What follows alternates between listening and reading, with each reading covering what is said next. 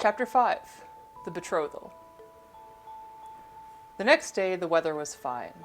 The sun rose, brilliant and clear, and its first purple rays glistened like rubies on the foamy crests of the waves.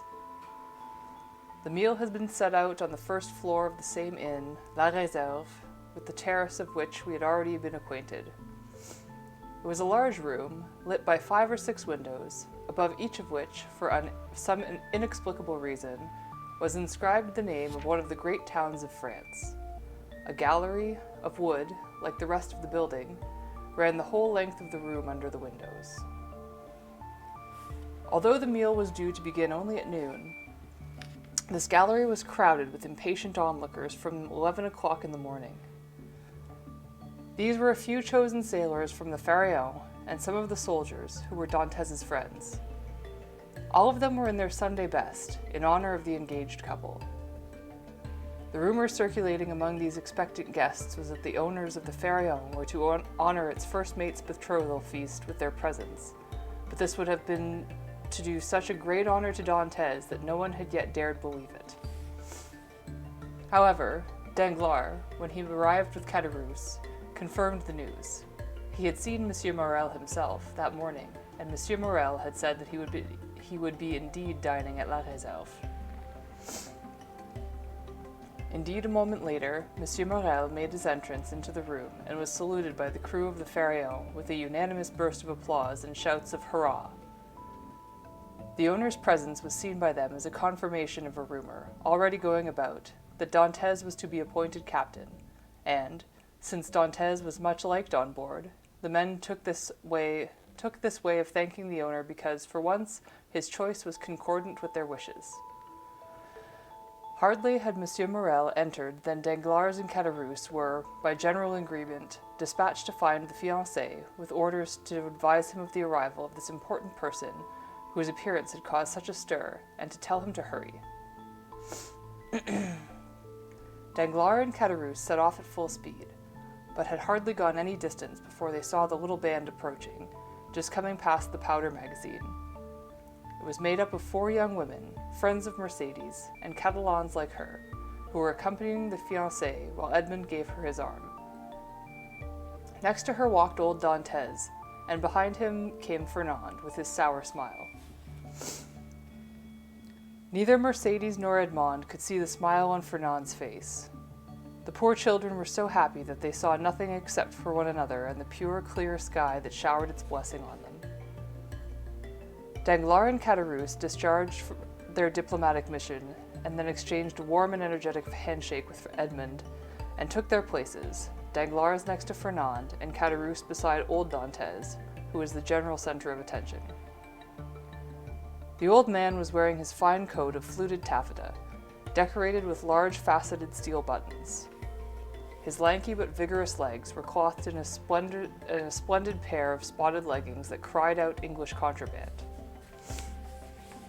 A mass of white and blue ribbons hung from his 3-cornered hat. Finally, he was supported by a stick of twisted wood, bent at the top like a classical staff or pedum.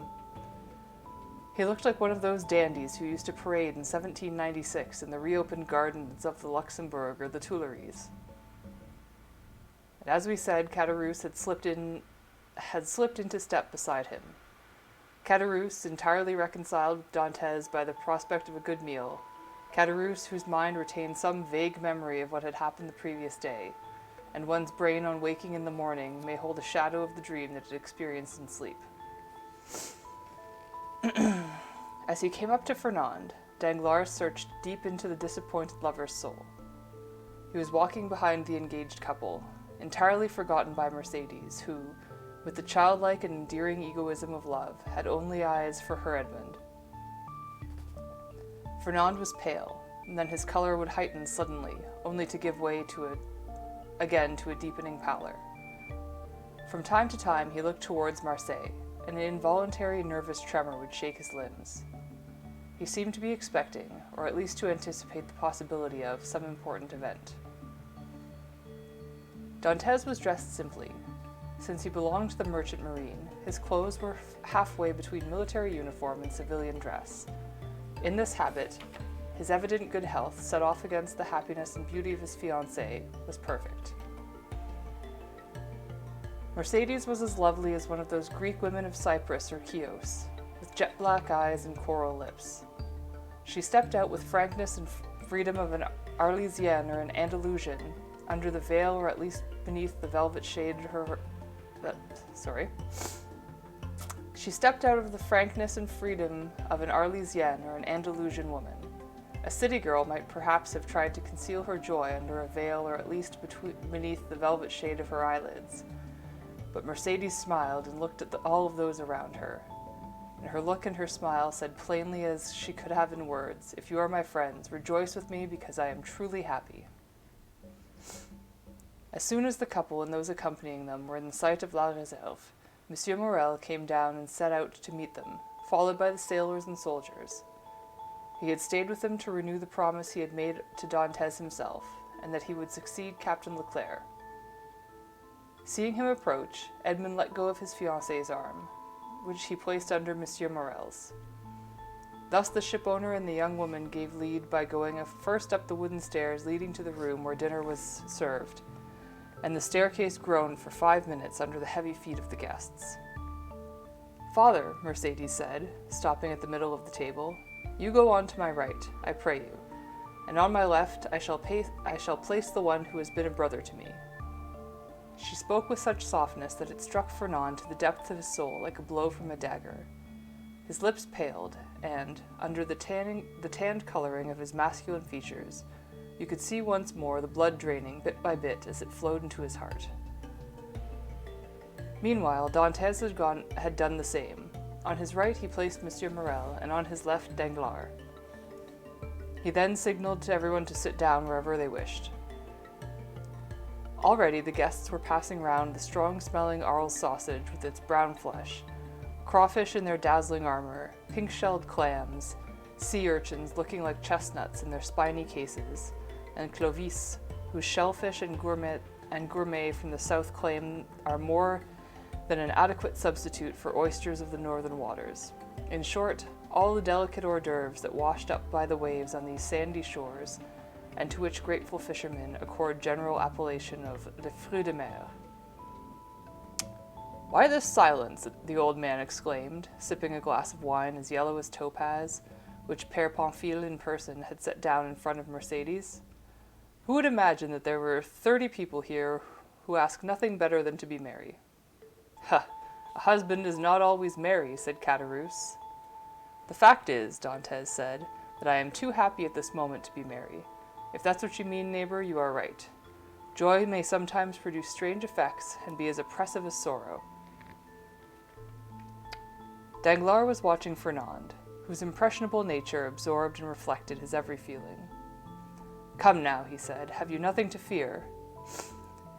"It seems to me, on the contrary, that everything is working out as you wish." "Well, that is precisely what terrifies me," said Dantès. "I cannot think that man is meant to find happiness so easily. Happiness is like one of those palaces on an enchanted isle. Its gates are guarded by dragons. One must fight to gain it, and in truth, I do not know what I have done to deserve the good fortune of becoming Mercedes' husband." "Husband, husband," Caderousse said, laughing. "Not yet, Captain. Try behaving like her husband right now and see how she treats you." Mercedes blushed. Fernand was shuffling on his chair, starting at the slightest noise, and, from time to time, wiping large beads of sweat from his forehead, which seemed to have fallen there like the first drops of rain before a storm. "By heavens, neighbor," Dantès said, "you have no need to give me the lie for so little. It's true, Mercedes is not yet my wife, but," and he took out his watch, "in an hour and a half she will be." There was a gasp of surprise from everyone, except old Dantès, who exhibited his fine set of teeth in a broad laugh. Mercedes smiled and was no longer blushing. Fernand made a convulsive lunge towards the handle of his dagger. "In an hour," said Danglars, himself going pale. "How is that?" "Yes, friends," Dantès replied, "thanks to an advance from Monsieur Morel, the man to whom, after my father, I owe the most in the world, all of our difficulties have been overcome. We have paid for the bonds, and at 2:30 the mayor of Marseille is expecting us at town hall. Now, since it is just sounded at 1:15, I think I am not much mistaken in saying that in 1 hour and 30 minutes, Mercedes will be Madame Dantes." Fernand closed his eyes. A fiery cloud was burning behind their lids, and he grasped the table to keep himself from fainting, but, despite his efforts to do so, he could not repress a deep groan that was drowned by the laughter and the congratulations of the guests. "That's the way to do it, no?" old Dantes said. "What would you say? Has he wasted any time? Disembarked yesterday morning, married today at 3 o'clock. Trust a sailor to get the job done without messing around." "But," Danglars put in timidly, "what about the other formalities? The contract, the settlement?" "The contract," Dantes said with a laugh. "The contract is already made. Mercedes has nothing and neither have I. We shall be married under a settlement of common estate, that's all. It took little time to write out and it won't be expensive." This sally brought a further round of applause and hurrahs. "So, what we thought was a betrothal is nothing less than a wedding feast," said Danglars. "Not so," said Dantes. "Don't worry, you won't be missing anything. Tomorrow morning I leave for Paris. 4 days to travel there, 4 days to return, and a day to carry out my errand conscientiously. On March the 1st I shall be back. On March the 2nd, then, we shall have the real wedding feast." The prospect of a second meal increased the level of hilarity to such a point that old Dantes, who had complained of the silence at the start of the dinner, was now making futile efforts, in the midst of the general hubbub, to propose a toast to the prosperity of the happy couple. Dantes guessed that what was in his father's mind, and replied with a smile full of filial love. Mercedes had started to watch the time on the cuckoo clock in the room, and she made a sign to Edmond. Round the table reigned the noisy merriment and the freedom of manners that, among people of the lower orders, are common accompaniments to the end of a meal. Those who were dissatisfied with their places had gotten up from the table and gone to find new neighbors. Everyone had started to speak at once, and no one was bothering to listen to what the person next to him was saying, but was concerned only with his own thoughts. Fernand's pallor almost reflected on the cheeks of Danglars, and as for Fernand himself, all life appeared to have left him, and he was like one of the damned in a lake of fire. He had been among the first to get up, and was striding backwards and forwards across the room, trying to block his ears to the sounds of songs and clinking glasses. Caderousse went over to him, just as Danglars, who had apparently been trying to avoid, caught up with him in a corner of the room. "I must say," Caderousse remarked, the last remnants of his hatred with which Dantes' unexpected good fortune had sown in his mind, having succumbed to Dantes' joviality and, above all, to Père Pamphil's excellent wine, "Dantes is a good fellow, and when I see him like this beside his fiancée, I feel like it would have been a pity to play on him the unkind trick that you were plotting yesterday." "Well then," Danglars replied, "you can see that the matter went no further. Poor Monsieur Fernand was so upset at first that I felt sorry for him. But now that he has made up his mind to accept the situation, to the point of allowing himself to become his rival's best man, there is nothing more to be said." Caderousse looked at Fernand, and he was deathly pale. "The sacrifice is greater," Danglars went on, "as the girl is so decidedly pretty. Damn it, my future captain is a lucky dog. I wish I could be in his shoes just for half a day." "Shall we go?" Mercedes said softly. "It's striking 2, and we are expected at 1:15. "Yes, yes, let's go," Dantes exclaimed, leaping to his feet. "Let's go!" all the guests repeated in unison. At that moment, Danglars, who had not taken his eyes off Fernand, where he was sitting on the window ledge, saw him look up frantically, rise as though with a convulsive start, and then fall back down into his seat in the casement. At almost the same moment, a dull sound echoed through the stairway, the sound of heavy footsteps and confused voices, mingling with the clinking of weapons, which rose above the exclamations of the guests, loud though they were, and instantly attracted everyone's attention, creating an uneasy hush. The sounds drew closer. 3 knocks sounded on the door, and all those in the room looked at their neighbors in astonishment. "Open, in the name of the law!" cried a voice in a resounding tone. No one answered. At once the door flew open, and a commissioner of police, wearing his sash, strode into the room, followed by four armed soldiers under command of corporal. Uneasiness gave way to terror. "What is wrong?" the shipowner asked, going over to the commissioner, whom he knew. "Monsieur, there must be undoubtedly some mistake." "If there is a mistake, Monsieur Morel," the commissioner replied, "you may be sure that it will soon be put right. In the meanwhile, I have a warrant here, and though I do it with regret, I must fulfill my duty. Which of you is the gentleman Edmond Dantès?" And all eyes turned towards the young man who, preserving his dignity despite his astonishment, stepped forward and said, "I am, monsieur. What do you want with me?" "Edmond Dantès," the commissioner said, "I arrest you in the name of the law." "Arrest me?" Edmond said, paling slightly. "Why are you arresting me?" "I have no idea of that, monsieur, but you will be informed of it at your first interrogation." Monsieur Morel realized that there was no sense in trying to argue the circumstances. A commissioner wearing his sash is no longer a man, but a statue of the law, cold, deaf, and dumb. But the old man rushed over to the officer.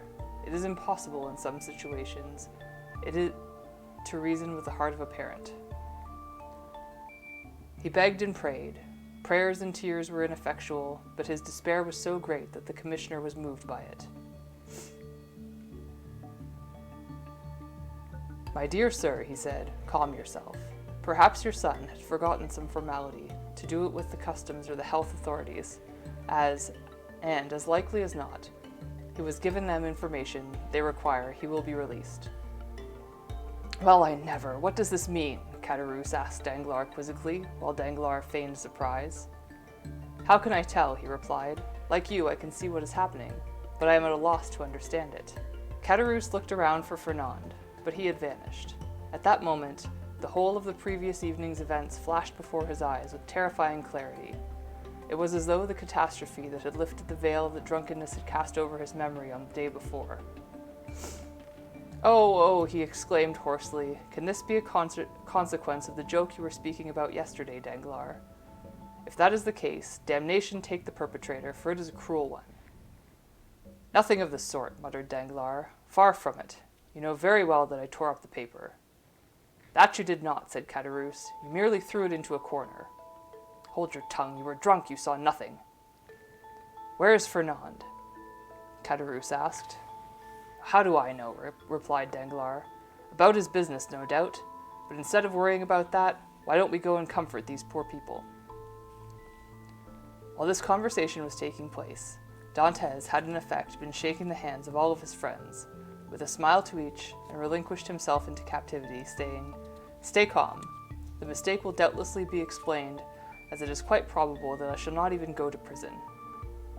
"Certainly not, I guarantee it," Danglars said, coming across at that moment to the group, as he had indicated. Dantès went down the stairs, following the commissioner of police, with the soldiers surrounding him. A carriage, its door wide open, was waiting outside. He got in. Two soldiers and the commissioner got up beside him, and the door closed and the carriage set out onto the road back to Marseille. "Farewell, Dantès! Farewell, Edmond!" cried Mercédès, leaning towards the balustrade. The prisoner heard this last cry, and wrung a sob from his fiancée's tormented heart. He leant out of the carriage window and called, "Goodbye, Mercédès," as he disappeared around one corner of the Fort Saint Nicolas. "Wait for me here," said the shipowner. "I shall take the first carriage I can find, hurry to Marseille, and bring the news back to you." "Yes," everyone cried, "go on and come back quickly." After this double departure, there was a dreadful moment of stunned silence among all who remained behind. For a time, the old man and Mercédès stayed apart, each immured in grief, but at length their eyes met. Each recognized the other as a victim stricken by the same blow, and they fell into each other's arms. Meanwhile, Fernand returned, poured himself a glass of water, drank it, and sat down on a chair. By chance, this happened to be next to the chair in which Mercédès sank, when she parted from the old man's embrace. Fernand instinctively moved his own chair away. "He's the one," Caderousse told Danglars, not having taken his eyes off the Catalan. I doubt it, Danglars replied. He was not clever enough. In any case, let whoever is responsible take the blame. You have forgotten the person who advised him. Pah! If there were only one to be held account for every remark one lets fall. Yes, well, when it falls, point downwards. Everyone else, meanwhile, had been discussing every angle of Dantès' arrest. And you, Danglars? Someone asked. What did you think about what had happened? My view is that he must have brought back some packets of prohibited goods. But if that was the case, you should know all about it, Danglars, since you were the ship's supercargo. That may be so, but the supercargo doesn't know anything about goods unless they're declared to him. I know that we were carrying cotton, and that's all, and that we took the cargo on at Alexandria from Monsieur Pasret at Smyrna and from Monsieur Pascal. Don't expect me to know anything more than that. Yes, I remember now, Dantès' poor father muttered, clutching at his straw. He told me yesterday he brought a cask of coffee and one of tobacco. You see, Danglars said. That's it. While we were away, the customs must have gone on board the Pharaon and discovered the contraband. Mercedes did not believe any of this, and, having up to then contained her distress, she burst into a fit of sobbing. Come, don't lose hope, said old Dantès, though without really knowing what he was saying. Hope, Danglars repeated. Hope, Fernand tried to mutter, but the words stuck at his throat. His lips trembled, and no sound emerged from them. Gentlemen, cried one of the guests, who had been keeping watch from the balcony. Gentlemen, a carriage. Ah, it's Monsieur Morel. Come now, he must surely be bringing good news. Mercedes and the old man ran out to greet the shipowner, who met them at the door. Monsieur Morel's face was pale. Well, they all cried at once. Well, my friends, the shipowner replied, shaking his head, the matter is more serious than we thought. But monsieur, cried Mercedes, he's innocent. Well, I believe him to be so, Monsieur Morel replied, but he is accused. What is he accused of? Old Dantès asked. Of being an agent of Bonaparte. And those readers who lived through the period in which this story takes place will recall what a dreadful accusation it was that Monsieur Morel had just pronounced in those days. Mercedes gave a cry, and the old man sank into his chair. So, Caderousse muttered, you lied to me, Danglars. The trick was played after all. But I do not intend to let this old man and this young woman die of grief. I shall tell them everything. Hold your tongue, wretch, Danglars exclaimed, grasping at Caderousse's hand. Otherwise I can't answer for what may happen to you. How do you know that Dantès is not in fact guilty? The ship did call in the island of Elba, and he landed there and stayed a day in Portoferraio. If it had been found with some compromising letter on his person, anyone who takes part in this will look like an accomplice.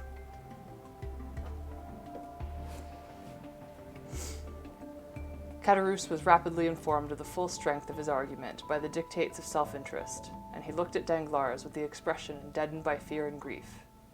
Having just taken one step forward, he proceeded to take two back. So wait, let's see, he muttered. Yes, we'll wait, Danglars answered. If he is indeed innocent, he will be freed. If he is guilty, there will be no sense in compromising oneself for the sake of a conspirator. Let's go on, then. I can't stay here any longer. Yes, come on, said Danglars, delighted at having someone to accompany him out of the room. Come, we shall let them extricate themselves as best they may. They left, and Fernand, resuming his former role in the support of the young woman, took Mercedes' hand and led her back to Les Catalans. For their part, Dantès' friends took the old man, in a state of near collapse, back to Allées Mehan. The news that Dantès had just been arrested as a Bonapartist agent soon spread through Marseille. Would you have believed it, my dear Danglars, Monsieur Morel said, catching up with his supercargo and Caderousse?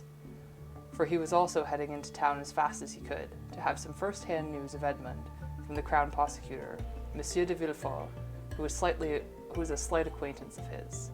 Would you believe it? Well now, monsieur, Danglars replied, I told you that Dantès put into Elba for no apparent reason, and that this call seemed suspicious to me. But did you tell anyone else of your suspicions? I was careful not to do of any such thing, Danglars assured him, lowering his voice.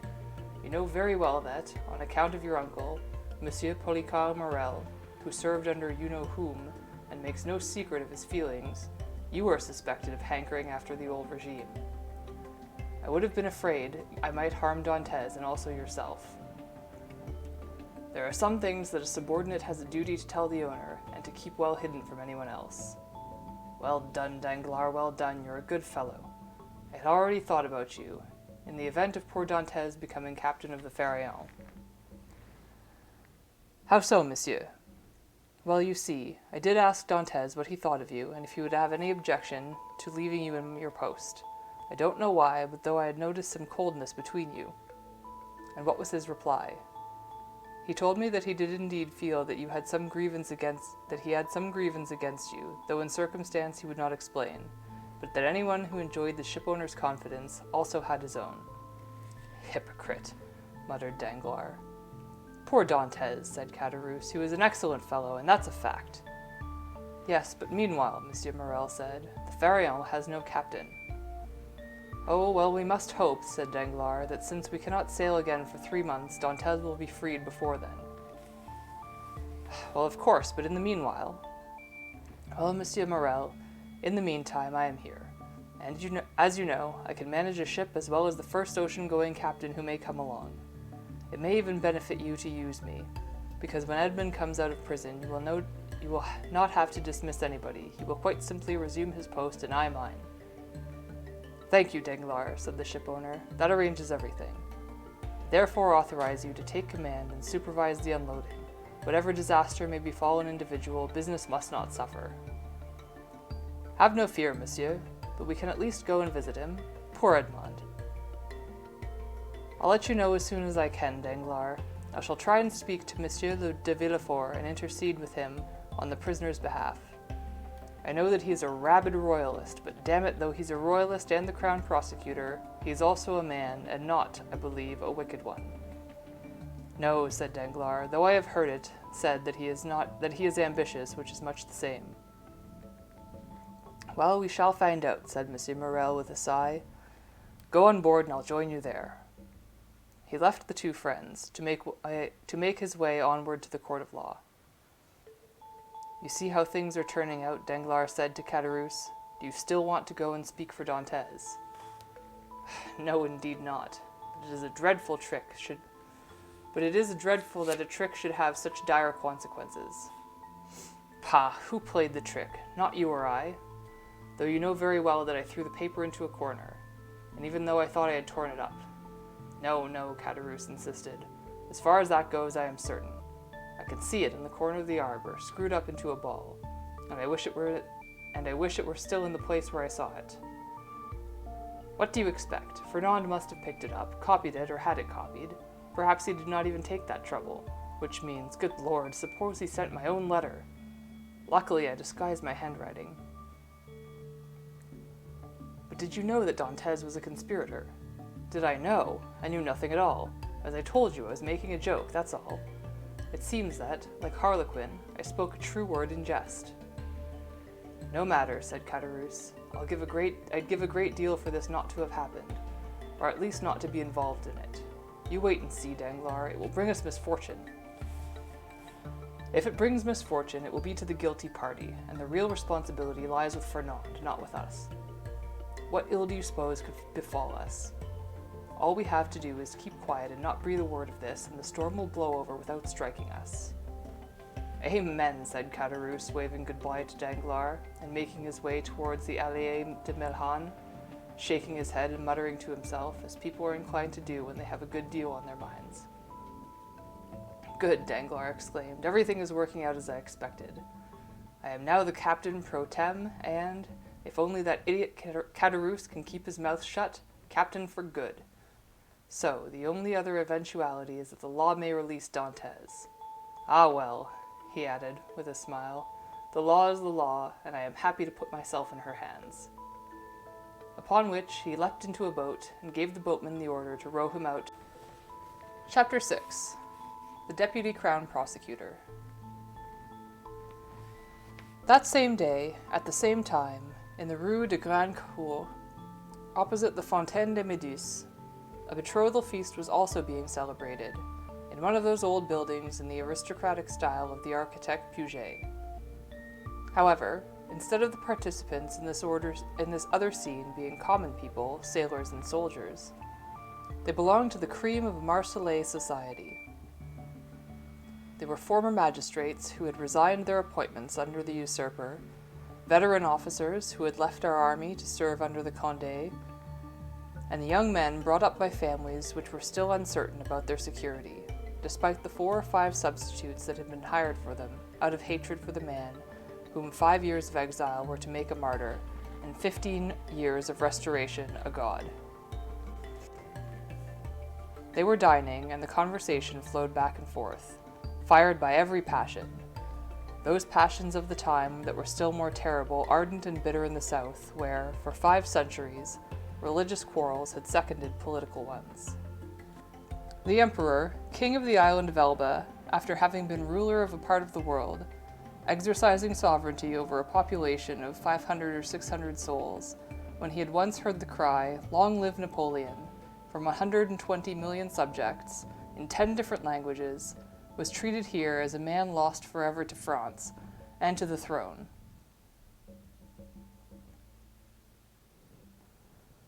The magistrates picked on his political errors, and the soldiers spoke of Moscow and the Leipzig, and the women discussed his divorce from Josephine. The royalist gathering, rejoicing and triumphing not in the fall of the man, but in the annihilation of the idea, felt as though life was beginning again and was emerging from an unpleasant dream. An old man, decorated with the Cross of St. Louis, rose and invited his fellow guests to drink to the health of King Louis XVIII. He was the Marquis de Saint-Méran.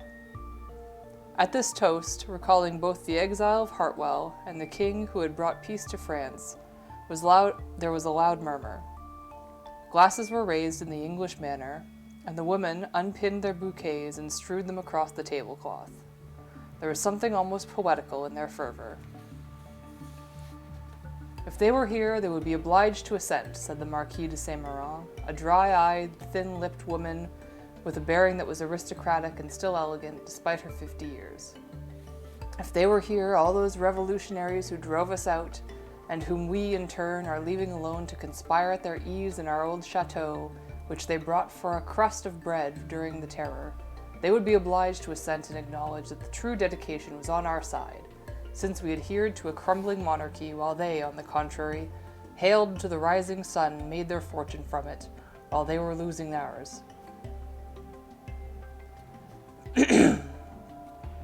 They would acknowledge that our own king was truly Louis de Bien-Aimé, the well-beloved, while their usurper, for his part, was never more than Napoleon la Maudite, the accursed.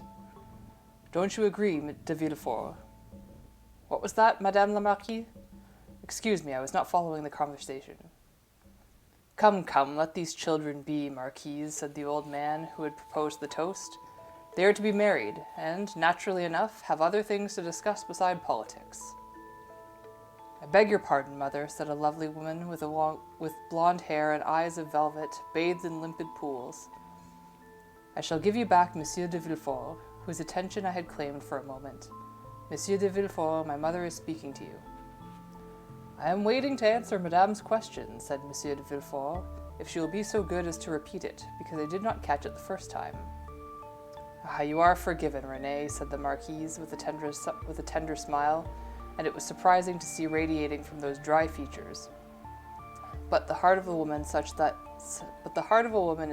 that, however arid it may become when winds of prejudice and the demands of etiquette have blown across it, there always remains one corner that is radiant and fertile, the one that God has dedicated to maternal love. You are forgiven. Now, what I was saying, Villefort, is that the Bonapartists had neither our conviction, nor our enthusiasm, nor our dedication. Ah, madame, but they do at least have one thing that replaces all of those, which is fanaticism. Napoleon is the Mohammed of the West, and for all those masses of common people, though with vast ambitions, he is not only a lawgiver and a ruler, but also a symbol, the symbol of equality." "Napoleon!" the Marquise exclaimed. "Napoleon, a symbol of equality? And what about Monsieur de Robespierre?" It seems to me that you are appropriating his place and giving it to the Corsican. One usurpation is enough, surely." "No, madame," said the Villefort. "I leave each of them to his own pedestal. Robespierre in the Place Louis XV on his scaffold, and Napoleon in the Place de Vendôme on his column. The difference is that equality with the first was a leveling down, and with the second is a raising up.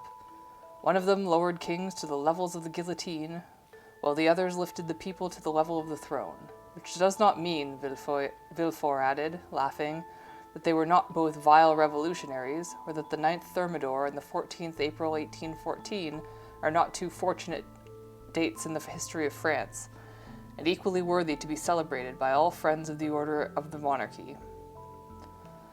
However, it does explain why, even now that he has fallen, and I hope never to rise again, that Napoleon still enjoys some support."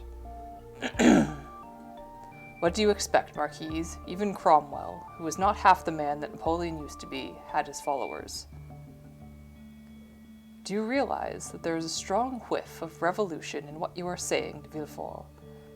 But I forgive you. The son of a Girondin is bound to be tarred with the same brush." Villefort's face flushed a deep red. "It's true, madame, that my father was a Girondin, but he did not vote for the death of the king. He was prescribed by the same terror by which you yourself prescribed, and narrowly escaped laying his head on the same scaffold as that on which your fathers fell." "Yes," the Marquis replied, this bloody recollection not having produced the slightest alteration in her expression, "but they had both stepped on it. It would have been as if both men... But, had they both stepped on it, it would have been as men inspired by the diametrically opposed principles. The proof is that my father remained loyal to the princes in exile, while your father hastened to rally to the new regime. After Citizen Noirtier was a Girondin, Comte Noirtier became a senator." Mother, said Renée, "you know we must agree that you should not mention these unfortunate matters again." "Madame," Villefort replied, "I will join Mademoiselle de Saint-Méran in humbly begging you to forgive the past.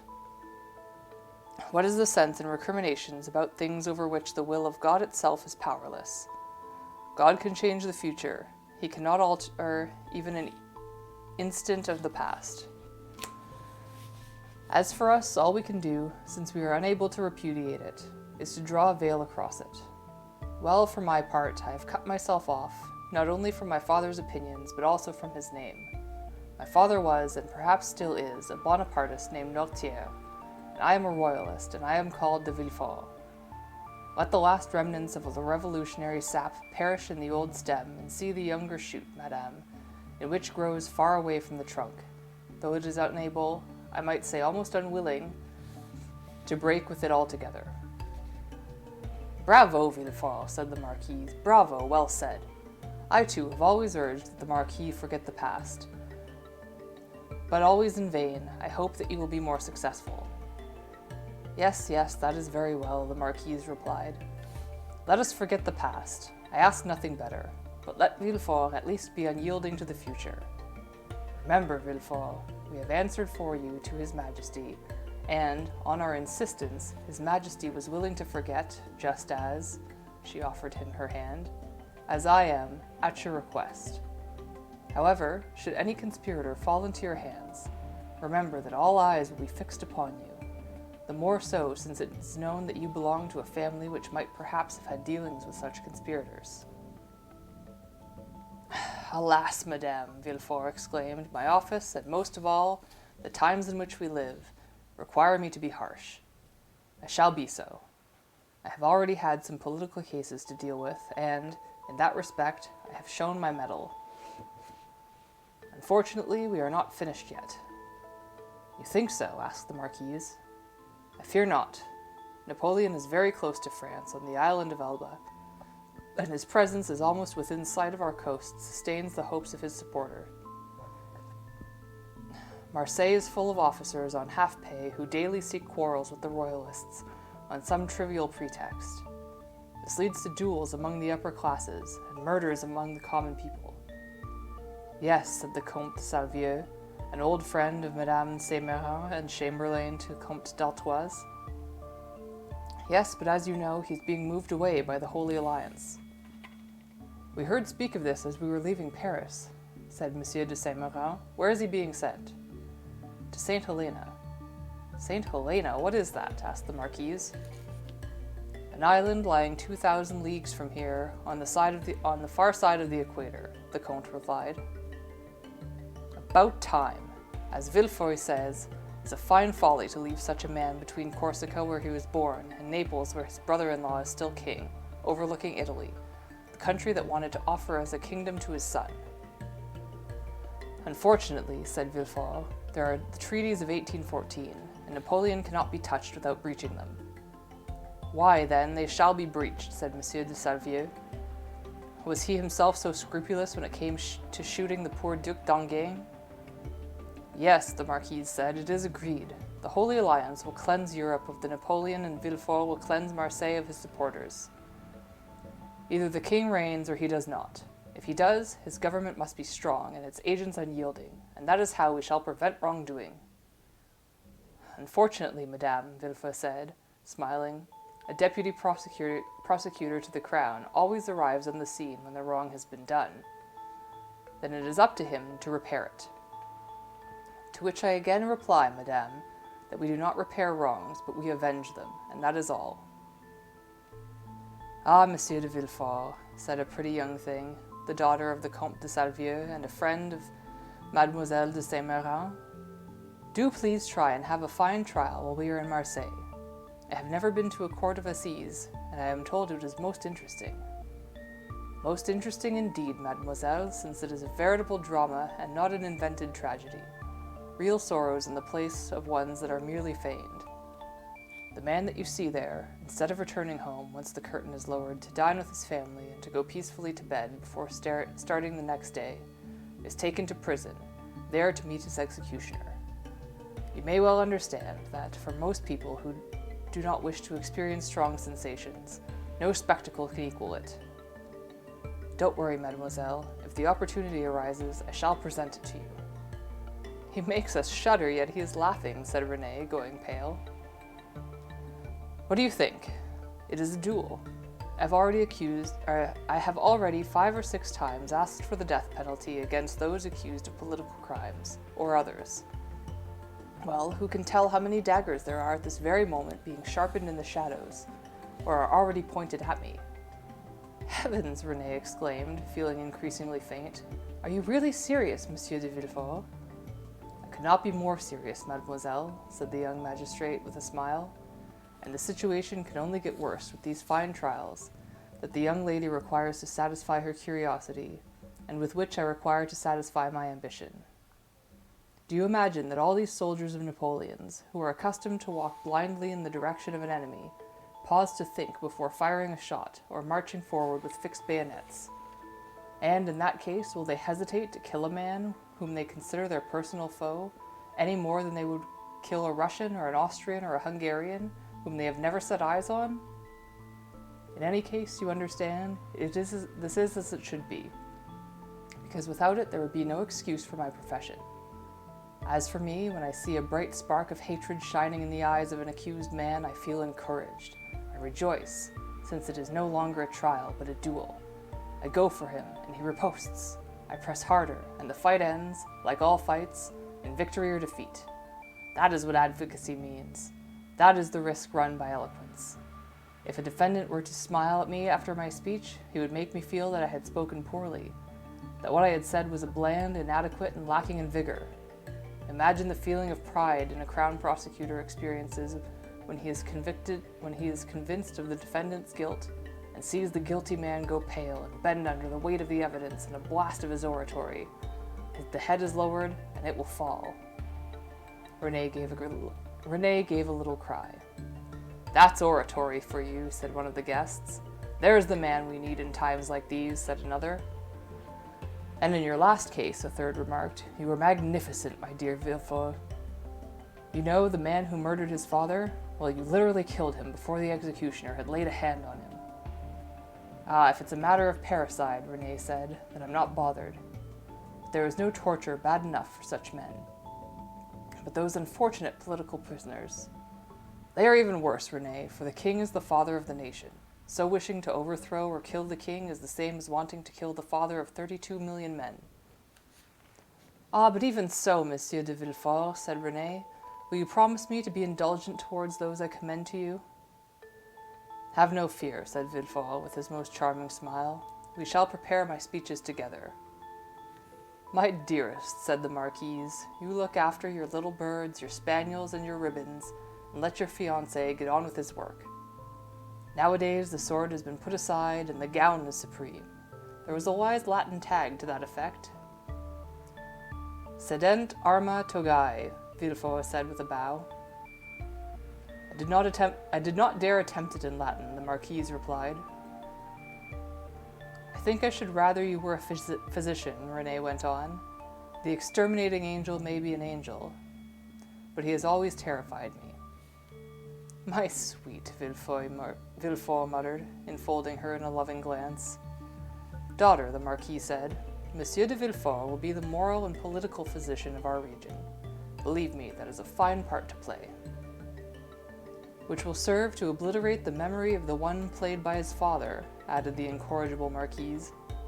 Madame, Villefort replied with a smile, I have already had the honor of remarking to you that my father renounced the errors of his past, or at least I hope he did, and that he became an ardent friend of religion and order, and perhaps a better royalist than I am myself, since he was fired by repentance, while I am fired only by passion. After which well-turned phrases, Villefort looked and turned at the guests, to judge the effect of his oratory, as he might have looked up from the court towards the public gallery at the end of a declaration. Just so, my dear Villefort, said the Comte de Salvieux. This is precisely what I had replied to the minister of the king's household 2 days ago in La Tuileries, when he had asked me how I might explain the singular union between the son of a Girondin and the daughter of an officer in Condé's army. And the minister fully understood. The policy of alliances is that of Louis XVIII. Hence the king, who had been listening to our conversation without knowing it, interrupted us in the following terms. Villefort, observe that the king did not pronounce the name of Noirtier, but on the contrary stressed that of Villefort. Villefort, he said, had a bright future before him. He is a young man who is already mature, and one of us, and I was pleased to see that the Marquis and Marquise of Saint-Méran were taking him as their son-in-law, and I should have recommended the match to them if they had not themselves come to ask my permission for it. The king told you that, Comte, Villefort exclaimed with delight. I give you his very words, and if the Marquis wishes, he will frankly admit that what I am now telling you accords precisely with what the king told him when he himself spoke with his majesty 6 months ago about the proposed marriage between you and his daughter. That is true, said the Marquis. Ah, but this means I owe everything to that worthy monarch. What would I not do to serve him? At last, said the Marquise, that is what I want to hear. Let a conspirator come here now, and he will be welcome. Speaking for myself, mother, said Rene, I beg God that he does not listen to you, but he sends Monsieur de Villefort only petty thieves, puny bankrupts, and faint-hearted swindlers. In that case, I shall sleep easy. Villefort laughed. That is as if you were to wish on the physician nothing but migraines, measles, and wasp stings, only ailments that are skin-deep. If, on the contrary, you wish to see me as crown prosecutor, you should wish on me those fearful illnesses that bring honor to the doctor who cures them. At this moment, as though chance had merely been waiting for Villefort to express the wish to be fulfilled, a valet entered and whispered something into his ear. Villefort excused himself and left the table, to return a few moments later with a smile and a delighted expression. Rene responded with a look of love, for the young man was truly elegant and handsome like this, with his blue eyes, his smooth complexion, and his dark side whiskers framing his face, so that he felt her whole being was hanging on his lips, waiting for him to explain the reason of his brief disappearance. Well, mademoiselle, said Villefort, a moment ago you wished to have a physician for your husband. I have this at least in common with the disciples of Asclepius. They still spoke in such terms of 1815. that my time is never my own, and that I may even be interrupted when I am beside you, celebrating our betrothal." "And for what reason were you interrupted, monsieur?" the young woman asked, with a slight misgiving. "Alas, for a patient who, if I am to believe what I am told, is at the last extremity. This time is it a serious case, and the illness is on the verge of the scaffold." "Heaven preserve us!" Renee cried, paling. "Truly," the whole company exclaimed together. "It seems that a little Bonapartist conspiracy has been uncovered, nothing less." "Can that be?" said the Marquise. "Here is the letter of denunciation," and Villefort read, "The Crown Prosecutor is advised, by a friend of the monarchy and of the faith, that one Edmond Dantès, first mate of the Pharaon, arriving this morning from Smyrna, after putting in at Naples and Porto Ferraio, was entrusted by Murat with a letter for the usurper, and by the usurper with a letter to the Bonapartist committee in Paris. Proof of his guilt will be found when he is arrested, since the letter will either be discovered on his person, or at the house of his father, or in his cabin on board the Pharaon." "But this letter," said Renee, "which is in any case anonymous, is addressed to the Crown Prosecutor and not to you." "Yes, but the Crown Prosecutor is away, and in his absence the missive reached his secretary, who is entitled to open his letters. He opened this one and sent for me, and when he did not find me, gave orders for the arrest." "So the guilty man has been arrested," said the Marquise. "You mean the accused man, Renee?" "Yes, madame," Villefort replied, "and as I have just had the honor to tell Mademoiselle Renee, if the letter in question is found, the patient is indeed sick." "Where is this unfortunate man?" Renee asked. "He is at my house." "Go, my friend," said the Marquis. Do not neglect your duty by staying with us, when the king's service demands your presence elsewhere. Go where duty requires you." "Oh, Monsieur de Villefort," Renee said, clasping her hands together, "have pity. This is the day of your betrothal." Villefort walked around the table and, coming to the girl's chair, rested his hand on the back of it and said, "I should do whatever I could to spare you any anxiety, dear Renee. But if the evidence is correct and the accusation is true, then this Bonapartist weed must be cut down." Renee shuddered at the word cut, for the weed that was to be cut down was a head. "Pah, said the Marquise, "don't listen to this little girl, Villefort. She'll get used to the idea." And she offered him a dry hand, which he kissed, while giving Renee a look that said, "This is your hand I am kissing, or at least that I should be kissing." "Here is an ill omen," Renee murmured. "Mademoiselle," said the Marquise, your childishness is truly exasperating. What, may I ask, can the destiny of the state have to do with your sentimental fallacies and the mawkish movements of your heart?" "Oh, mother," Renee murmured. "Be indulgent with her lack of royal zeal, Madame la Marquise," said Villefort. "I promise I shall do my duty as the Crown Prosecutor's deputy, conscientiously. That is to say, I shall be utterly pitiless." But, even as the magistrate was addressing these words to the Marquise, the fiancé was surreptitiously giving his betrothal a look that said, "Have no fear, Renee, for the sake of our love, I shall be merciful." Renee replied to that look with her sweetest smile, and Villefort went out with heaven in his heart. Chapter 7. The Interrogation. Hardly had de Villefort left the dining room than he had put off his joyful mask to take on the serious mien of one called upon to exercise the supreme office of pronouncing on the life of his fellow man. However, despite the mobility of his expression, something which the deputy had studied more than once, as a skilled actor does, in front of his mirror, on this occasion it was an effort for him to lower his brow and darken his features. In reality, apart from which, the memory of his father's choice of political allegiance, which, if he did not himself completely renounce it, might affect his own career, Gérard de Villefort was at that moment as happy as it is possible for a man to be.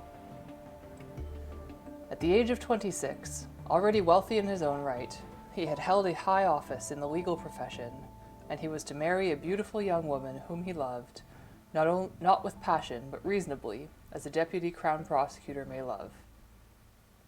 Apart from her beauty, which was exceptional, His fiancée, Mademoiselle de Saint-Méran, belonged to a family which was among those most highly thought of at the court at this time.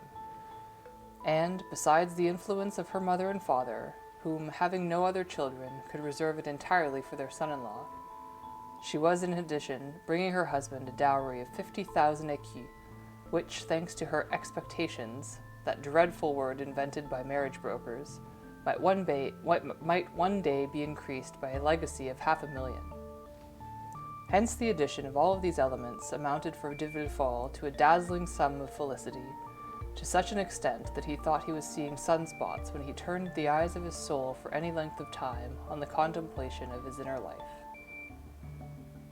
At the door, he found the police commissioner waiting for him. The sight of this somber personage immediately brought him back from his seventh heaven to the solid earth on which he walked. He composed his features, as we mentioned, and approached the officer of the law. "Here I am, monsieur. I have read the letter, and you did well to arrest the man. Now tell me everything you know about him and the conspiracy." "As far as the conspiracy is concerned, monsieur, we know nothing yet. All the papers that we had seized on him had been tied in a single bundle, and deposited, sealed on your desk. As for the detainee, you know from the letter denouncing him that he is one Edmond Dantes, first mate on board the three-master Pharaon, trading in cotton with Alexandria and Smyrna, and belonging to the house of Morel and Son of Marseille. Did he serve in the navy before joining the merchant marine? No, monsieur, he is quite a young man. How old? 19, 20 at most?"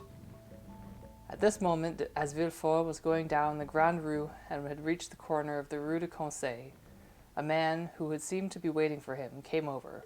It was Monsieur Morel. "Ah, Monsieur de Villefort," the good man exclaimed, "I am so pleased to see you. Can you imagine? The strangest and most unheard-of mistake has been made, and they have just arrested the first mate of my ship, Edmond Dantes." "I know, monsieur," said Villefort. "I have come to question him." For the young man, "My good sir," said Monsieur Morel, carried away by his friendship for the young man, "you do not know that the person who is being accused, but I know him. He is the mildest, most honest man you could imagine, and I might almost say the man who knows his job best of any of the merchant marine. Monsieur de Villefort, I commend him to you most sincerely with all my heart." As we have seen, Villefort belonged to the nobility of the town, and Monsieur Morel to the plebeian part of it. The former was an extreme royalist, and the latter suspected of harboring Bonapartist sympathies. Villefort looked contemptuously at Morel and answered coldly, "You know, monsieur, that one can be mild in one's private life, honest in one's business dealings, and skilled in one's work, yet at the same time, politically speaking, be guilty of these great crimes. You do know that, I suppose, monsieur." He emphasized these last words, as if intending to apply them to the shipowner himself, while his inquiring look seemed to search right into the innermost soul of a man who had tried to intervene on behalf of another, when he should have been realized that he himself had been indeed of indulgence. He emphasized these last words, as if intending to apply them onto the shipowner himself, while his inquiring look seemed to search right into the innermost soul of a man who had tried to intervene on behalf of another, when he should have realized that he was himself in need of indulgence. Morel blushed, for his conscience was not altogether clear on this point of political opinions. In any case, his mind was slightly troubled by the confidential information that Dantes had given him about his talk with the marshal, and the few words that the emperor addressed to him. However, he added in the tones of the most urgent pleading, "I beg you, Monsieur de Villefort, be just, as it is your duty to be, and generous as you always are, and soon restore poor Dantes to us." This "restore to us" had a revolutionary ring to the ears of the Crown Prosecutor's deputy. "Well, well," he muttered to himself, "to us. Can this Dantes be a member of some sect of Carbonari? For his protector to employ this collective expression without being aware that he was doing so? I seem to understand from the commissioner that he was arrested in cabaret, and he added, in a large gathering, this was some kind of vaunt." Then, in reply, he said aloud, Monsieur, you may rest entirely assured that you will not have appealed to me in vain if the detainee is innocent. But if, on the contrary, he is guilty, we live in difficult times, monsieur, when impunity would be the worst of examples. I shall thus be obliged to do my duty. Upon that, having arrived at the door of his house, which backed onto the law courts, he stepped majestically inside, after giving an icy bow to the unhappy shipowner, who remained as if rooted to the spot where Villefort had left him. The anteroom was full of gendarmes and the police officers, and in the midst of them, under close arrest, surrounded by the faces burning with hatred, the prisoner stood, calm and motionless. Villefort crossed the anteroom, gave a sidelong glance in the direction of Dantès, and, taking a dossier that was handed to him by one of the officers, vanished, saying, "Let the prisoner be brought in." Swift though it was, the glance had been enough to give Villefort an idea of the man whom he would have to question.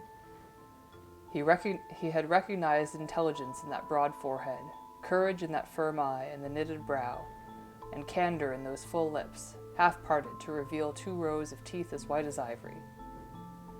First impressions had been favorable to Dantès, but Villefort had often heard it said that, as a profound political maxim, that one must be aware of first impulses, even when they were correct, and he applied this rule on the impulses to his impressions, without taking account of the difference between the 2 terms. He thus stifled a good instinct that was attempting to invade his heart, and from there to attack his mind, settled his features in front of the mirror into their grandest expression, and sat down, dark and threatening, behind his desk. A moment later, Dantès entered. The young man was still pale, but calm and smiling. He greeted the judge in a simple but courteous manner, and looked around for somewhere to sit, as though he had been in the shipowner M. Morel's drawing room. It was only then that he met Villefort's dull gaze, and that look peculiar to the men of law who do not want anyone to read their thoughts, and so made their eyes into unpolished glass. The look reminded him that he was standing before justice, a figure of grim aspect and manners. "Who are you and what's your name?" Villefort asked, leafing through the notes that the officer had given him as he came in, and which, in the past hour, had already become a voluminous pile. So quickly does the mound of reports and information build up around that unfortunate body known as detainees. "My name is Edmond Dantès, monsieur," the young man replied, in a calm voice and ringing tones. "I am first mate on board the vessel Pharaon, belonging to Monsieur Morel and Sons." "Your age?" Villefort continued. 19. "What were you doing at the time of your arrest?" "I was celebrating my betrothal, monsieur," Dantès said, his voice faltering slightly. So sharp was the contrast between those 2 moments of happiness that the dismissal of formalities in which he was now taking part, so much did the sombre face of Monsieur de Villefort enhance the brilliance of Mercédès' features. "You were at your betrothal feast," said the deputy, shuddering in spite of himself. "Yes, monsieur. I am about to marry a woman who I have loved for the past 3 years." Though usually impassive, nevertheless Villefort was struck by the coincidence, and this emotion in the voice of Dantès, whose happiness had been interrupted, sounded a sympathetic chord with him. He too was to be married, he too was happy, and his own felicity had been disturbed so that he might help to destroy that of a man who, like himself, was on the very brink of happiness.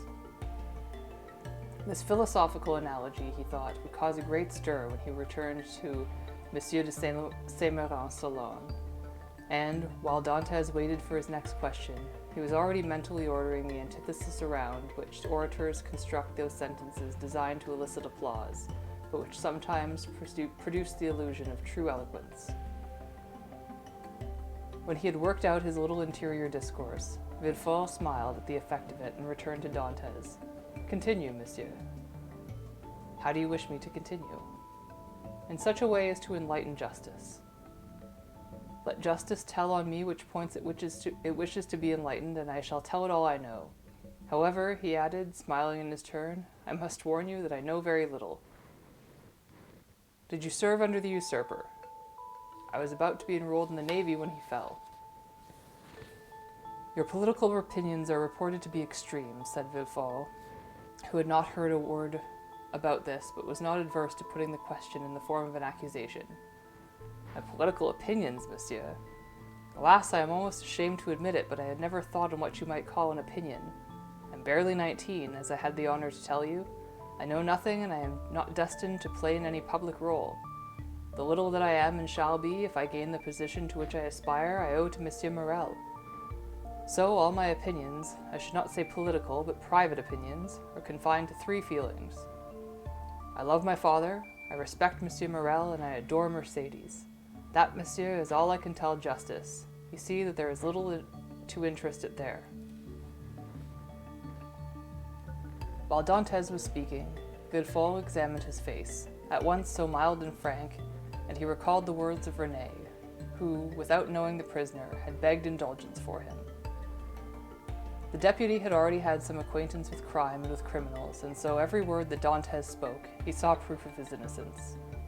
This young man, one might even say this child, plain and unaffected, eloquent with the heartfelt eloquence that is never found by those who seek it, full of affection for everyone, because he was happy, and happiness makes even wicked men good, was so effectively spreading the warmth that overflowed from his heart that the accuser himself was not immune to it. Rough and stern though Villefort had been toward him, Edmond's look, tone, and gestures expressed nothing but kindness and goodwill towards his interrogator. By heaven, Villefort thought, this is a charming young man, and I hope I shall not have the great difficulty in putting myself on the right side of Renée by carrying out the first request that she had made of me. It should earn me a warm clasp of the hand in front of everyone, and a delightful kiss in a more secluded corner. This pleasurable expression lit up Villefort's face, so that, when he turned away from his thoughts and back to Dantès, the latter, who had been following every moment across the judge's face, reflected his thoughts in a smile. Monsieur, said Villefort, do you know any enemies you may have? Enemies, said Dantès. I am fortunate enough to be too unimportant to have any. As to temperament, I may perhaps be a trifle quick-tempered, but I have always tried to restrain it towards my subordinates.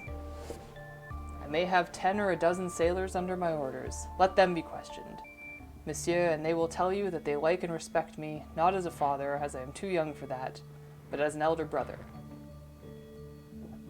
But if you have no enemies, you may have inspired envy. You are about to be made captain at the age of 19, which is a distinction for someone of your class. You are about to marry a pretty girl who loves you, which is a rare fortune for someone of any class at all. Fortune having favored you in these ways, you may have aroused jealousy. Yes, you are right. You must know human nature better than I do, and what you say is possible.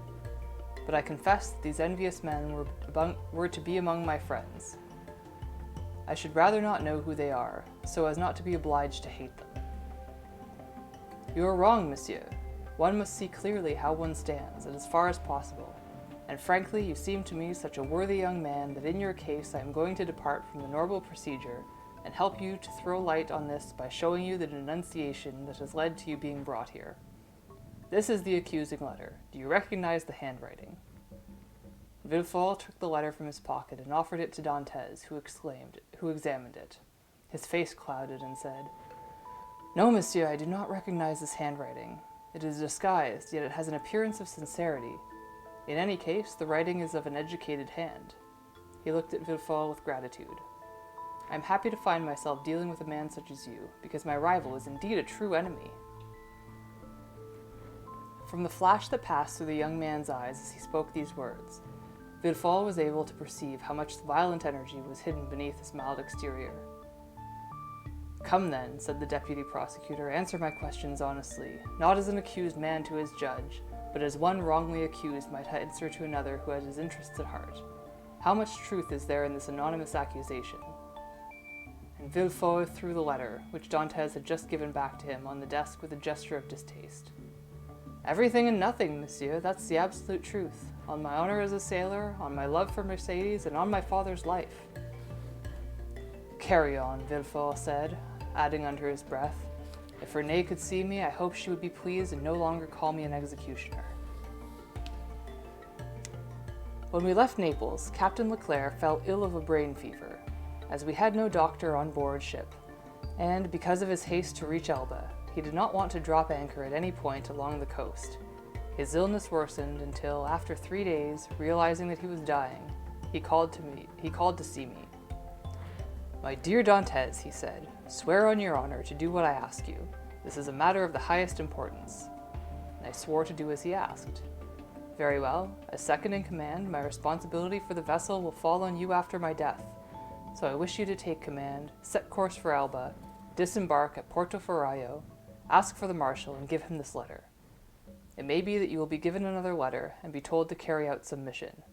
That mission, which I should have accomplished, Dantes, you will perform in my stead, and the honor will be yours. I shall do it, Captain, but it may be more difficult for you think it is for me to see the marshal." "Here is a ring," the captain said. "Make sure that he gets it, and all barriers will be removed." On this, he gave me a ring. It was none too soon. 2 hours later, he lapsed into a delirium, and on the next day he died. "Then what did you do?"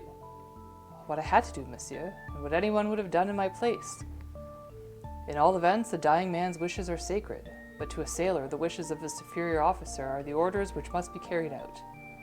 So I set sail for Elba, arriving there the next day. I confined everyone to the ship and disembarked alone. As I had foreseen, there had been some difficulty in gaining an audience with the marshal, but I sent him the ring which was to serve as a token for me, and all doors were opened.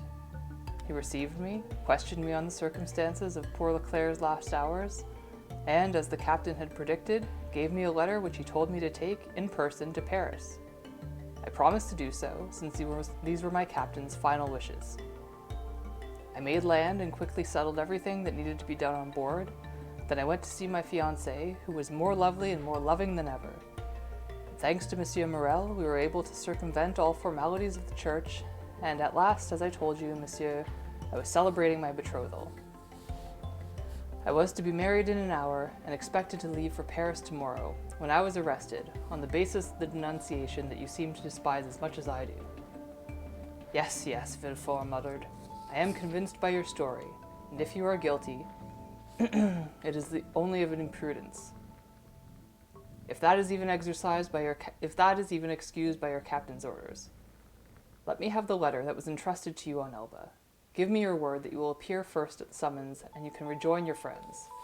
"So I am free to go," Dantes exclaimed. "Yes, provided you give me the letter.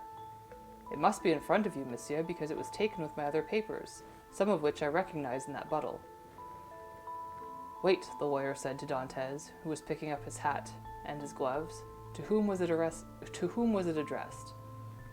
To Monsieur Nortier, Rue Coq-Héron, in Paris." If a bolt of lightning had struck Villefort, it would not have done so with a greater suddenness or surprise. He fell back into the chair, for which he had taken half rise to reach over to the bundle of papers that had been taken from Dantes, and, hastily going through them, drew out the fatal letter, on which he cast a look of unspeakable terror. "Monsieur Nortier, Rue Coq-Héron, number 13, he muttered, the color draining from his face. "Yes, monsieur," Dantes replied in astonishment. "Do you know him?" "No," Villefort answered emphatically.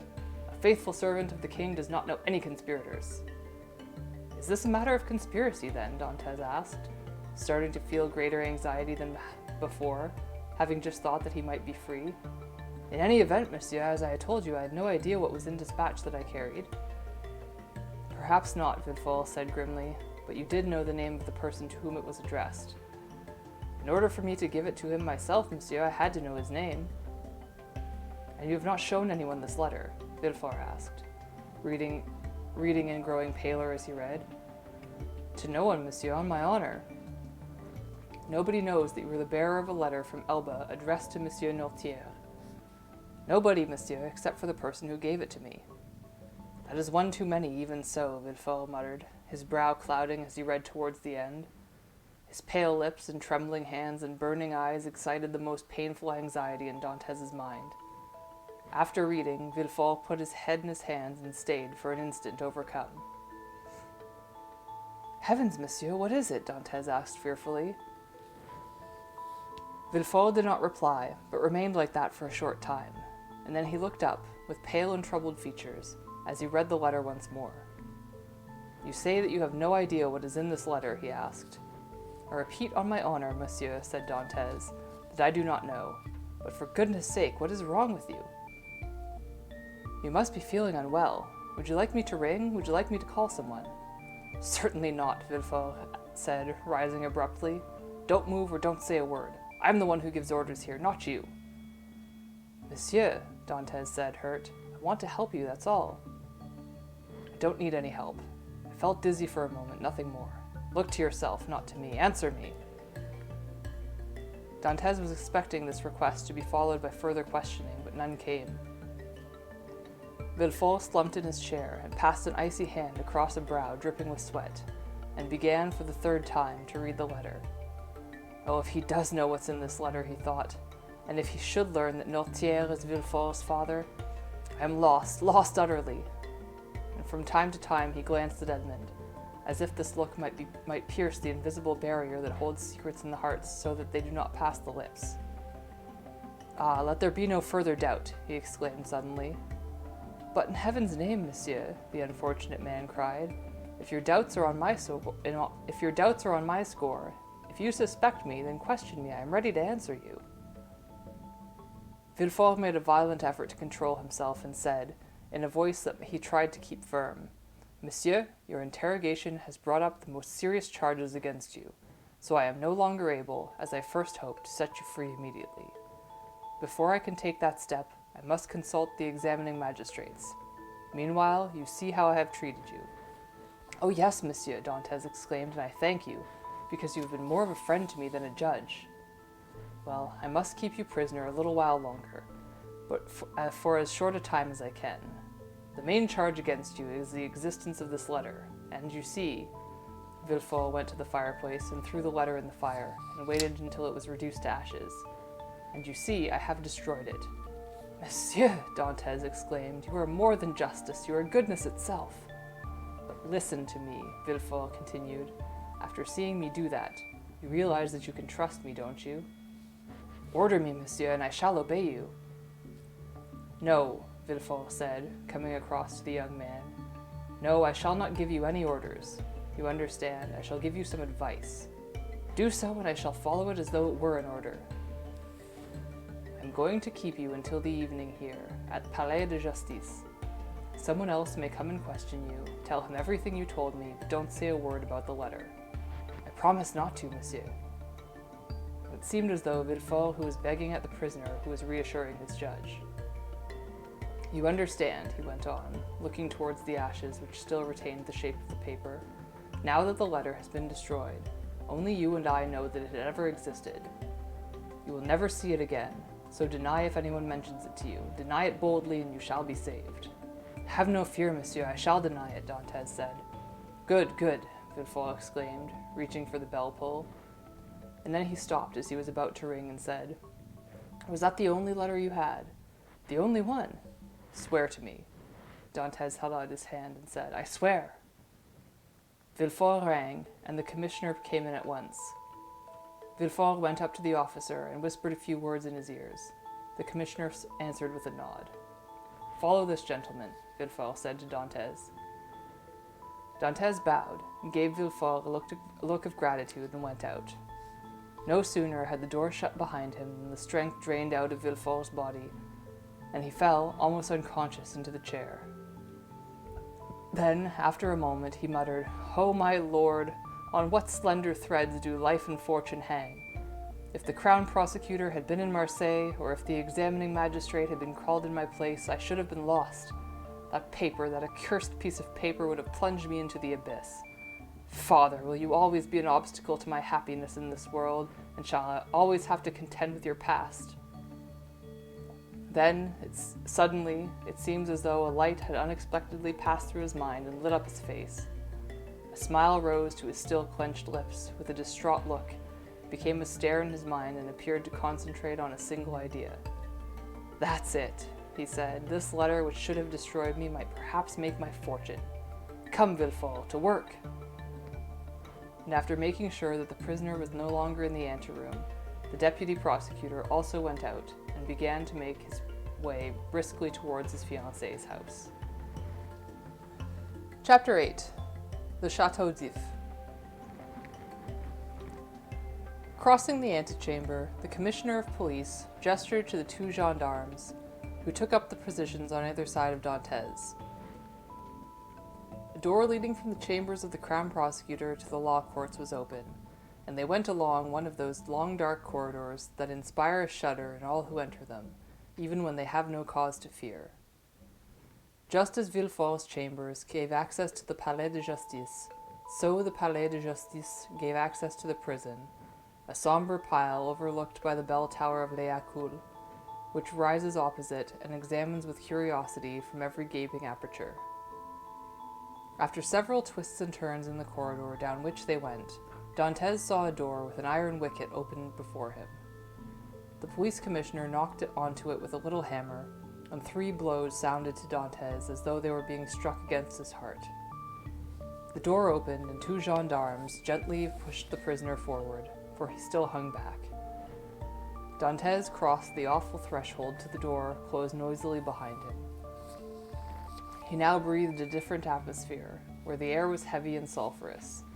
He was in prison. He had taken to a cell that was quite clean, despite bars and locks, and the appearance of his surroundings consequently did not arouse too much fear in him. In any case, the deputy prosecutor's words, spoken in tones that seemed to Dantès to express such a concern, still echoed in his ears like a sweet promise of hope. It was already 4 o'clock when Dantès was led to his cell.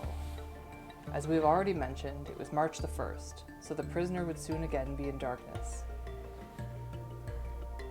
His hearing became more acute, and his sight dimmed, and, at the slightest sound which reached him, convinced that they were coming to set him free, he leapt up and took a step towards the door. But the noise soon faded as it vanished in another direction, and Dantès slumped back onto his stool. Finally, at around 10 o'clock in the evening, just as he was really starting to lose hope, he heard a new sound that, this time, really did seem to be coming toward his cell. And indeed, there were steps in the corridor that halted in front of his door. A key turned in the lock, and the bolts creaked, and the huge mass of oak moved open, suddenly filling the room with dazzling light of 2 torches, in which Dantès could see the shining sabers and muskets of 4 gendarmes. He had taken 2 steps forward, but stopped in his tracks at the sight of the increased force. "Have you come for me?" he asked. "Yes," one of the gendarmes replied. "On behalf of Monsieur the Deputy Crown Prosecutor?" "I suppose so." "Very well," Dantès replied. "I am ready to go with you." Certain that it was Monsieur de Villefort who had sent for him, the unfortunate young man had no apprehension, and went out calmly, with easy steps, to station himself between the soldiers who formed his escort. A carriage was waiting at the street door, and the driver was on his seat, and there was a police officer sitting beside him. "Has this carriage come for me?" Dantès asked. "It's for you," one of the gendarmes replied. "Get in." Dantès wanted to say something, but the door opened and he felt a shove.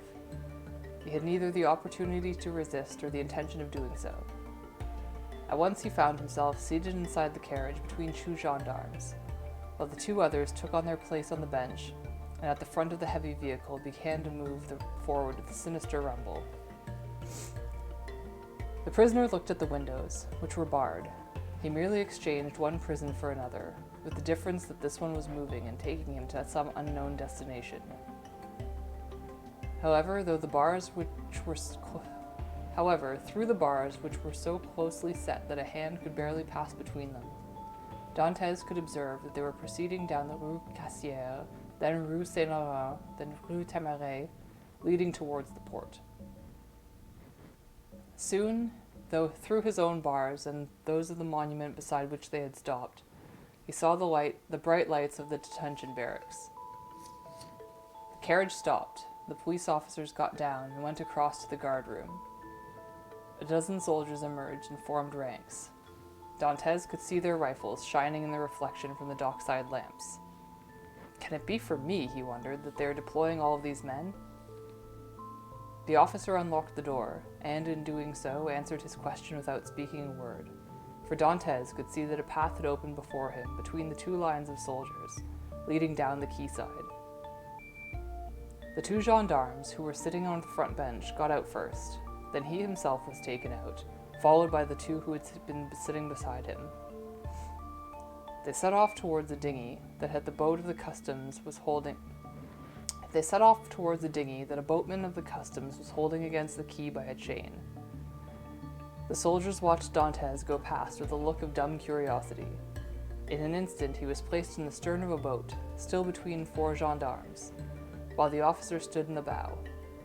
With a violent shudder, the boat was pushed away from the quay and the four oarsmen began to row vigorously towards the pilon. At a cry from the boat, the chain across the entrance to the port was lowered, and Dantes found himself in the area known as the Frioul, that is to say, outside the harbor. The prisoner's first reaction at finding himself outside had been one of joy. The open air was almost freedom. He drew deep breaths to fill his lungs with the sharp breeze that carries on its wings all of the unknown perfumes of the night and the sea. Soon, however, he sighed. They were rowing in front of the same reserve where he had been so happy that very morning, in the hour before his arrest, and through two brightly lit windows he could hear the merry sounds of a ball drifting towards him. He clasped his hands together, raised his eyes to the heaven, and prayed. The boat continued on its way. It passed La Tête du Marais, which was the opposite of the Cove de Faro. It was about to round the battery, and this Dantes could not understand. "But where are you taking me?" he asked one of the gendarmes. "You'll know soon enough."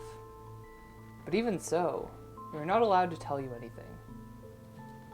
Being half a soldier himself, Dantes knew that it was ridiculous to ask questions of subordinates who had been forbidden to reply.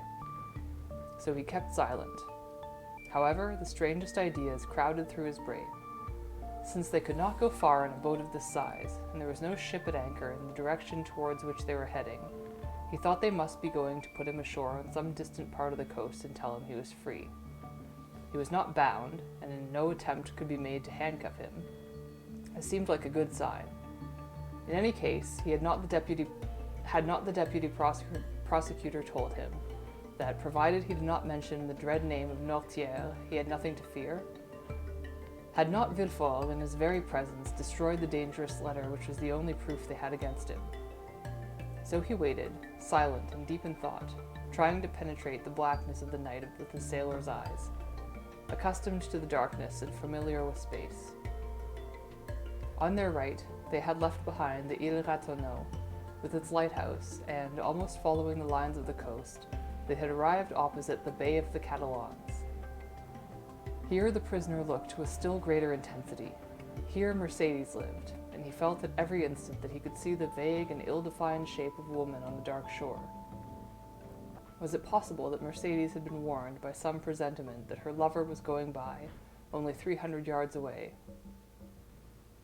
There was only one light burning in the Catalan village. By studying its position, Dantes realized that it came from his fiancée's room. Mercedes was the only person still awake in the whole of the little colony.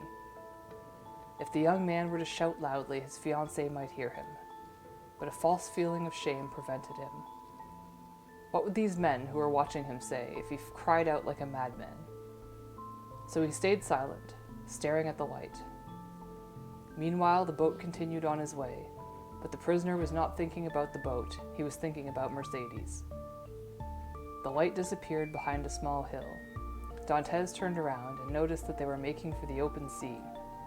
While he had been looking ashore, taking up his thoughts, sails had been substituted for oars, and the boat was now being driven before the wind. Despite his reluctance to ask the gendarmes any further questions, Dantes moved over to him and took his hand. "Comrade," he said, "in the name of your good conscience, as a soldier, I beg you to have pity on me and give me an answer. I am Captain Dantes, a good and loyal Frenchman, even though I have been accused of I know not what act of treason. Where are you taking me? Tell me, and I swear as a sailor that I will answer to the call of duty and resign myself to fate." The gendarme scratched his ear and looked at his fellow. The latter made a sigh that roughly indicated, "Since we've gone this far, I see no objection," and the gendarme turned back to Dantes. "You are a Marseillais and a sailor, and you ask where we are going." "Yes, because on my honor I do not know." You haven't guessed. Not at all. That's not possible. By all I swear that is most sacred to me in the world, I beg you tell me. What about your instructions?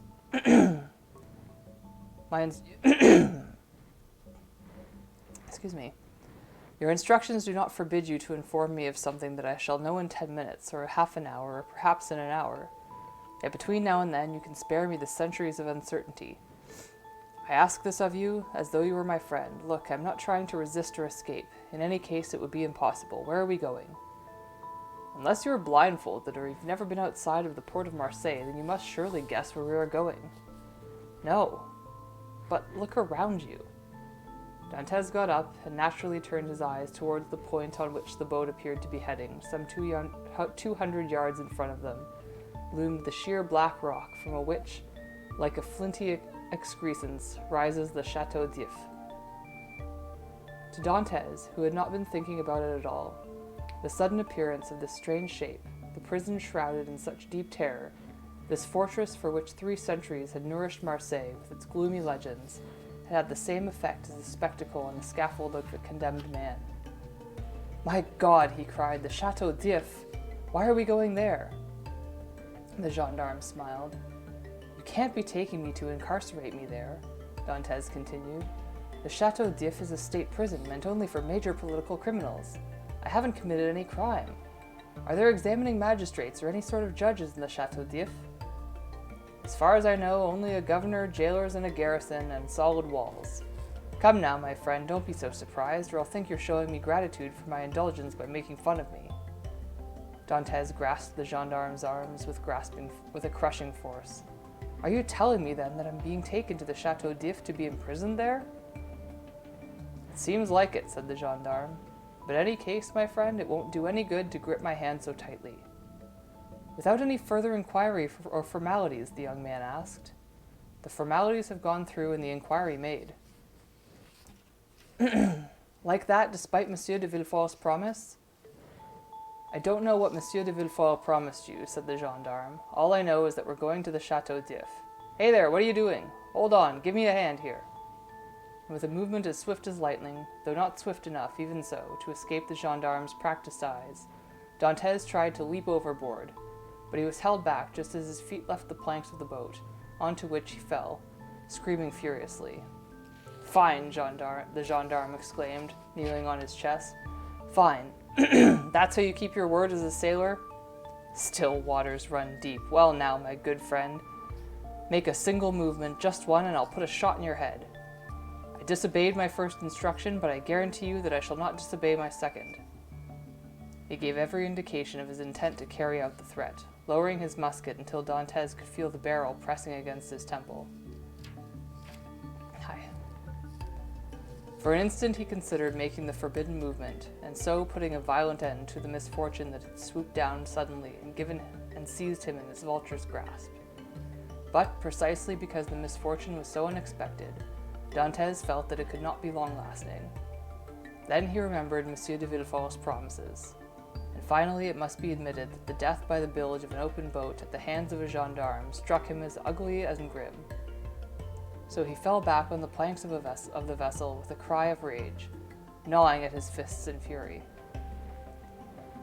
Almost at the same moment, the boat shook violently. One of the oarsmen leapt on the rock and had just struck against its prow. A rope groaned as it unwound from a pulley, and Dantes realized that they had arrived and the skiff was being moored. His guards, holding him simultaneously by the arms and by the collar of his jacket, forced him to get up, obliged him to go ashore, and dragged him across the rocks, stepping up to the gate of the fortress, while the officer took up the rear, armed with a musket and a bayonet. In any case, Dantes did not attempt to struggle pointlessly. His slowness was the result of inertia rather of resistance. He stumbled dizzily like a drunken man. Once more he could see the soldiers lined up along the steep embankment. He felt the steps obliging him to lift his feet, and noticing that he was passing beneath a gateway, and that gate was closing behind him. But all of this in a daze, as if through the mist, without clearly perceiving anything. He could no longer even distinguish the sea, and the vast sorrow of prisoners who stare into space with the awful feeling that they are powerless to cross it. There was a momentary pause, during which he tried to gather his wits. He looked around him. He was in a square courtyard enclosed with 4 high walls. He could hear the slow, irregular footfalls of the sentries. Each time they passed in front of the 2 or 3 reflections cast on the walls by the light of the many lamps burning in the castle. It reflects on the muzzles of their guns. They waited there for about 10 minutes. Certain that Dantes could not escape, the gendarmes had released their hold on him. They appeared to be waiting orders, which eventually came. "Where is the prisoner?" asked a voice. "Here," one of the gendarmes replied. "Let him follow me. I'll conduct him to his cell." "Come on," said the gendarmes, shoving Dantes forward. The prisoner followed his guide, who led him into a room that was nearly underground, its bare dripping walls seemingly impregnated with a vapor of tears.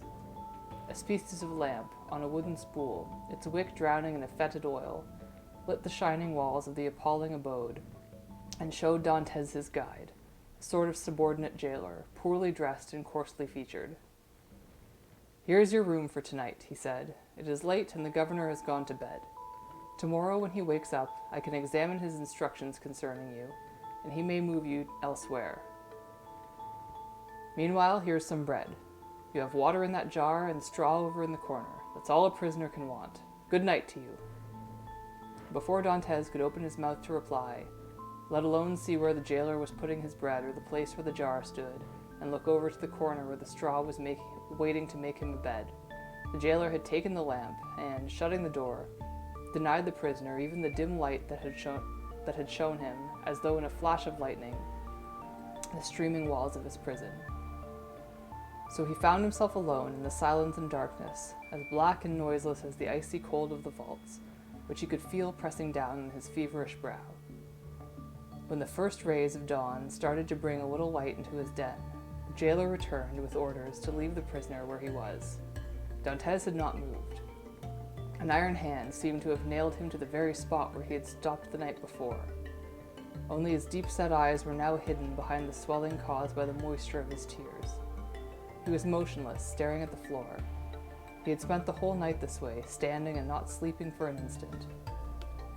The jailer came over to him and walked around him, but Dantes appeared not to notice. He tapped him on the shoulder, and Dantes shuddered and shook his head.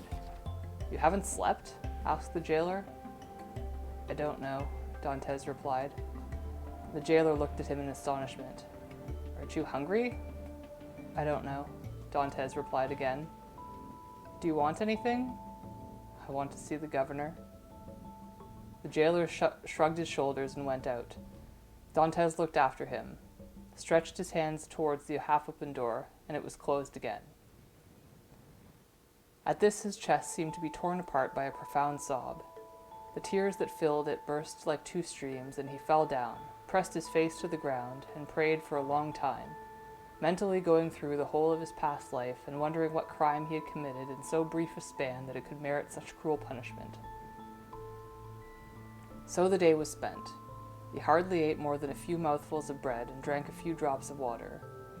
At times he remained seated, wrapped in thought. At others he paced around his prison like a wild animal trapped in an iron cage. One thought struck him with particular force. It was this, that during the crossing, when not knowing where they were taking him, he remained so calm and docile. There had been a dozen times where he could have jumped overboard, and once in the water, thanks to an ability that made him one of the most skillful divers in Marseille, had vanished beneath the waves and evaded his captors and reached the shore, fled, hidden in some deserted bay, and waited for a Genoese or Catalan ship gone to Italy or Spain, and from there written to Mercedes to join him. As for his livelihood, he had no misgivings in any country. Good sailors are everywhere in short supply.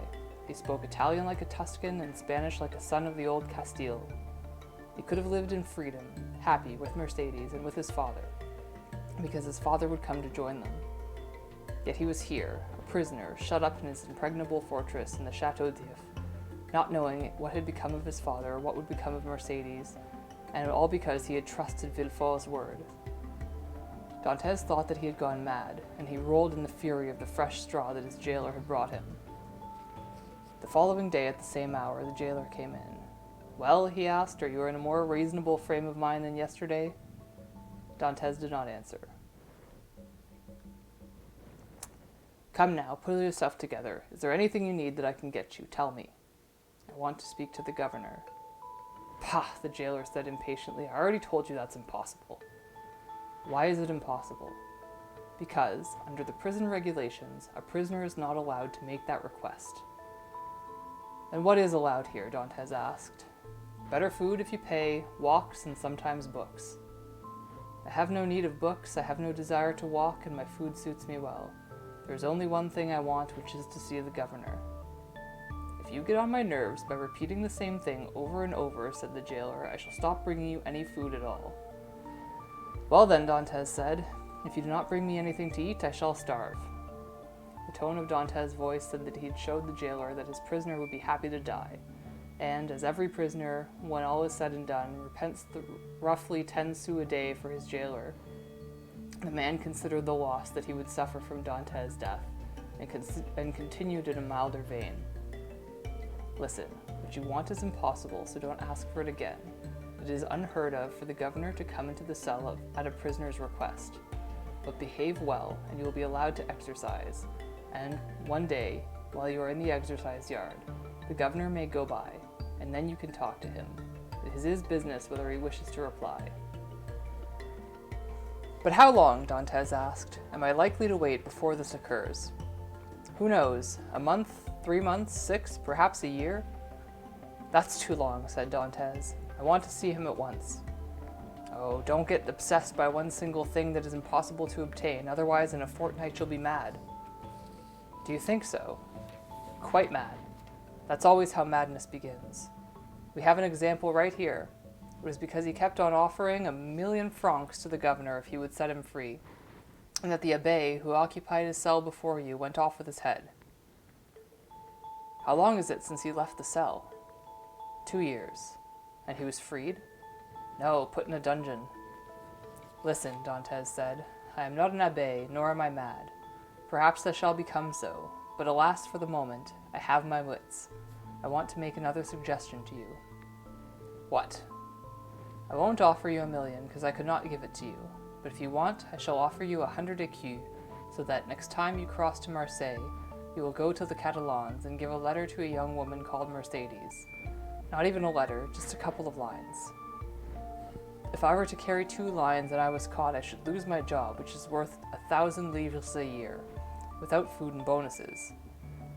So you can see I would be a fine fool if I were to risk losing 1,000 livres to make 300. Well, Dantes said, listen to me, and mark what I say. If you refuse to carry 2 lines to Mercedes, or at least to let her know that I am here, I shall wait for you one day, hiding behind my door, and as soon as you enter, crack your head open with a stool. Threats, the jailer exclaimed, taking a step back, putting himself on his guard. You really are losing your mind. The abbé started in the same way. In 3 days you'll be raving mad as he is. Luckily, there are dungeons in the Château d'If. Dantes took the stool and swung it around his head. Very well, said the jailer. Since you insist, it will be reported to the governor. At last, Dantes said, putting the stool down to the floor and sitting on it, wild-eyed and hanging his head as if he had truly become insane. The jailer left, and a moment later returned with 3 soldiers and a corporal. By the order of the governor, he said, take this prisoner to the floor below. You mean to the dungeons, said the corporal. To the dungeons. The mad must go with the mad. 4 soldiers seized Dantes, who fell with a sort of catatonia, and followed them without trying to resist. He was led down 15 steps, and they opened the door of the dungeon, which he entered muttering, quite correct, the mad must go with the mad. The door closed, and Dantes walked straight ahead, his arms outstretched until he touched the wall. Then he sat down in a corner and remained motionless, while his eyes, gradually becoming accustomed to the gloom, started to make out his surroundings. The jailer had been right. Dantes was very close to madness.